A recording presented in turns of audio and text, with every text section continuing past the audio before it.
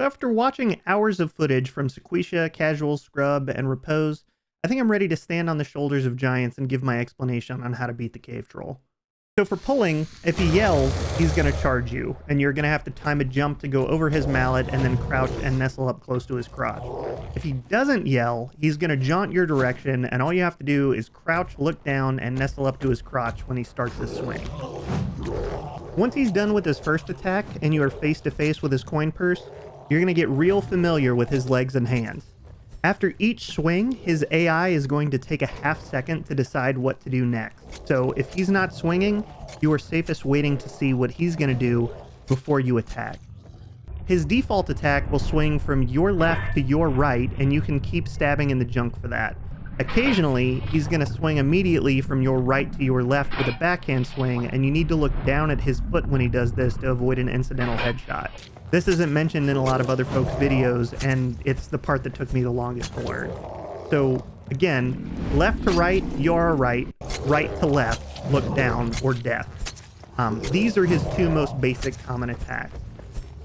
Next, we need to be looking out for his left foot, the one on your right, to raise up. If he lifts that foot, he's going to come down with an overhead swing, and if you aren't looking down and inspecting his pedicure, you're going to die. So once he completes his swing, you can get back to sack stabbing, but not before. The last thing you need to look out for, and the most important thing, is if he grips his handle with two hands, you want to be running away immediately. Like, as soon as both hands are on that handle, you should already be running.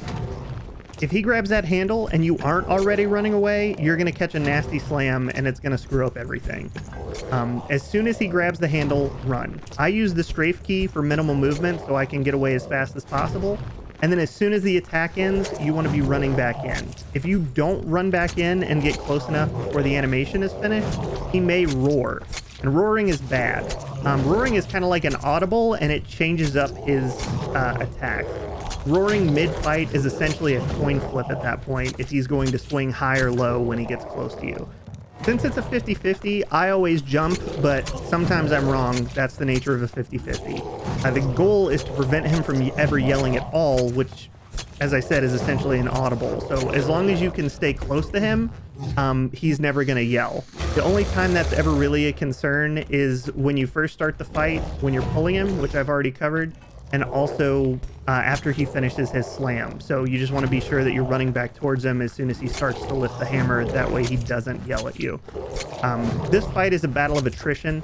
If you don't rush yourself, you just focus on reacting to his movement, you'll be able to do it. The footage I'm using is actually of a naked rogue using a gray dagger. I was doing that just to prove that as long as you're paying attention, it doesn't really matter what your gear is. So yeah, just focus on responding to his movements and the fight's cake.